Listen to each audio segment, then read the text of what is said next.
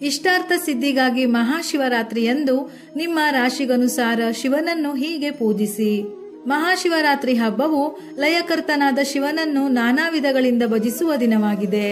ಈ ದಿನ ವಿಶೇಷವಾಗಿ ನಿಮ್ಮ ರಾಶಿ ಅನುಸಾರ ಶಿವನಿಗೆ ಕೆಲವೊಂದು ವಸ್ತುಗಳನ್ನು ಅರ್ಪಿಸಿ ಶಿವನಿಗೆ ಸಮರ್ಪಿತವಾದ ಮಂತ್ರವನ್ನು ಪಠಿಸಬೇಕು.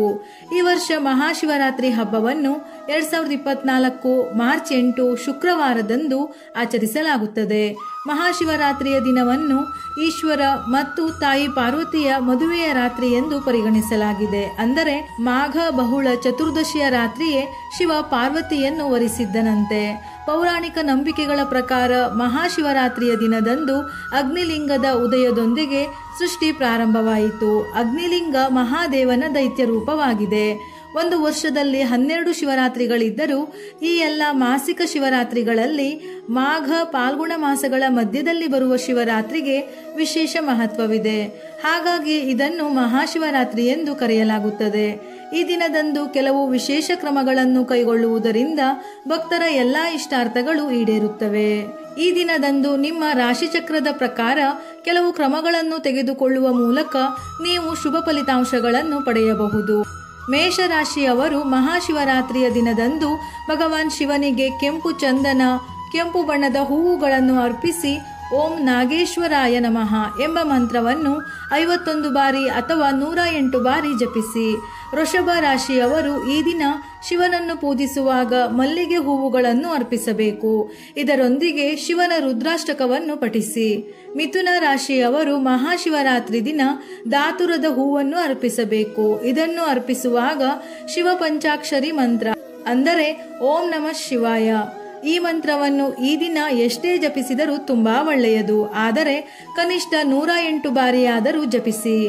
ಕಟಕ ರಾಶಿಯವರು ಮಹಾಶಿವರಾತ್ರಿಯ ದಿನದಂದು ಶಿವಲಿಂಗಕ್ಕೆ ಹಸುವಿನ ಹಾಲಿನೊಂದಿಗೆ ಅಭಿಷೇಕ ಮಾಡಿ ನಂತರ 11 ಬಿಲ್ವಪತ್ರೆ ಎಲೆಗಳ ಮೇಲೆ ಶ್ರೀಗಂಧದಿಂದ ಓಂ ಎಂದು ಬರೆದು ಶಿವಲಿಂಗಕ್ಕೆ ಅರ್ಪಿಸಿ ಧೂಪ ದೀಪಗಳನ್ನು ಬೆಳಗಿ ಶಿವನನ್ನು ಪೂಜಿಸಿ. 3 ಎಲೆಗಳನ್ನು ಹೊಂದಿರುವ ಬಿಲ್ವಪತ್ರೆಗೆ 1 ಎಲೆ ಎಂದು ಕರೆಯುತ್ತಾರೆ. ಈ ರೀತಿಯಾಗಿ 11 ಬಿಲ್ವಪತ್ರೆ ಎಲೆಗಳನ್ನು ಉಪಯೋಗಿಸಬೇಕು. ಸಿಂಹರಾಶಿಯವರು ಈ ದಿನದಂದು ಮಹಾದೇವನ ಪೂಜೆಯಲ್ಲಿ ಕೆಂಪು ಕಣಗಿಲೆ ಹೂವುಗಳನ್ನು ಅರ್ಪಿಸಬೇಕು. ಇದರೊಂದಿಗೆ ಶಿವಾಲಯದಲ್ಲಿ ಕುಳಿತು ಶ್ರೀ ಶಿವಚಾಲಿಸವನ್ನು ಪಠಿಸಬೇಕು. ಕನ್ಯಾ ರಾಶಿಯವರು ಬಿಲ್ವಪತ್ರೆ ದಾತುರದ ಹೂವಿನೊಂದಿಗೆ ಶಿವನನ್ನು ಪೂಜಿಸಿ ಪಂಚಾಕ್ಷರಿ ಮಂತ್ರ ಓಂ ನಮಃ ಶಿವಾಯ ಪಠಿಸಿ ಇದರ ಜೊತೆಯಲ್ಲಿ ಶಿವಚಾಲಿಸವನ್ನು ಪಠಿಸಬೇಕು. ತುಲಾ ರಾಶಿಯವರು ಈ ದಿನ ಶಿವಾಷ್ಟಕವನ್ನು ಪಠಿಸಬೇಕು. ಇದರೊಂದಿಗೆ ಮೊಸರು, ಕಲ್ಲು ಸಕ್ಕರೆ, ಹಾಲಿನಿಂದ ಶಿವಲಿಂಗಕ್ಕೆ ಅಭಿಷೇಕ ಮಾಡಿ ಶಿವ ಸಹಸ್ರನಾಮವನ್ನು ಪಠಿಸಿ. ವೃಶ್ಚಿಕ ರಾಶಿಯವರು ಈಶ್ವರನನ್ನು ಗುಲಾಬಿ ಹೂವು ಬಿಲ್ವಪತ್ರೆಯೊಂದಿಗೆ ಪೂಜಿಸಿ ನಂತರ ರುದ್ರಾಷ್ಟಕವನ್ನು ಪಠಿಸಬೇಕು. ಇದರ ಜೊತೆಯಲ್ಲಿ ಓಂ ಅಂಗರೇಶ್ವರಾಯ ನಮಃ ಎಂಬ ಮಂತ್ರವನ್ನು ಜಪಿಸಿ.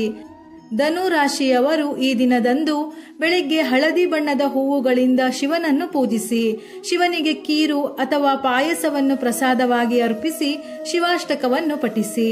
ಮಕರ ರಾಶಿಯವರು ಈಶ್ವರನನ್ನು ದಾತುರ, ಭಂಗ, ಅಷ್ಟಗಂಧಗಳಿಂದ ಪೂಜಿಸಿ ಓಂ ಪಾರ್ವತಿನಾಥಾಯ ನಮಃ ಎಂಬ ಮಂತ್ರವನ್ನು 108 ಬಾರಿ ಜಪಿಸಿ. ಕುಂಭರಾಶಿಯವರು ಶಿವನಿಗೆ ಪ್ರತ್ಯೇಕವಾಗಿ ಹಾಲು, ಮೊಸರು, ಸಕ್ಕರೆ, ತುಪ್ಪ, ಜೇನುತುಪ್ಪವನ್ನು ಅರ್ಪಿಸಿ ಓಂ ಶಿವಾಯ ನಮಃ ಎಂಬ ಮಂತ್ರವನ್ನು ಪಠಿಸಿ ನಂತರ ಶಿವಾಷ್ಟಕವನ್ನು ಕೂಡ ಪಠಿಸಬೇಕು. ಮೀನರಾಶಿಯವರು ಮಹಾಶಿವರಾತ್ರಿಯ ದಿನದಂದು ಶಿವಲಿಂಗಕ್ಕೆ ಪಂಚಾಮೃತ ಮತ್ತು ಹಳದಿ ಬಣ್ಣದ ಹೂವುಗಳನ್ನು ಅರ್ಪಿಸಬೇಕು. ಪೂಜೆ ಮುಗಿದ ನಂತರ ಶ್ರೀಗಂಧದ ಜಪಮಾಲೆಯೊಂದಿಗೆ ಓಂ ಭಾಮೇಶ್ವರಾಯ ನಮಃ ಎಂಬ ಮಂತ್ರವನ್ನು 108 ಬಾರಿ ಜಪಿಸಿ. ಮೇಲೆ ಹೇಳಿದ ಮಂತ್ರಗಳನ್ನು ಜಪಿಸಲು ಸಾಧ್ಯವಾಗದೇ ಇದ್ದಲ್ಲಿ ಈ ಮಂತ್ರಗಳನ್ನು ಕೇಳಿದರೂ ಒಳ್ಳೆಯ ಫಲಗಳು ಪ್ರಾಪ್ತಿಯಾಗುತ್ತದೆ. ವಿಡಿಯೋ ಇಷ್ಟ ಆಗಿದ್ದಲ್ಲಿ ಮರೆಯದೆ ಲೈಕ್ ಮಾಡಿ, ನಮ್ಮ ಚಾನಲ್ ಅನ್ನು ಸಬ್ಸ್ಕ್ರೈಬ್ ಮಾಡಿ. ಉಪಯುಕ್ತ ಮಾಹಿತಿಯೊಂದಿಗೆ ಮತ್ತೆ ಭೇಟಿಯಾಗೋಣ.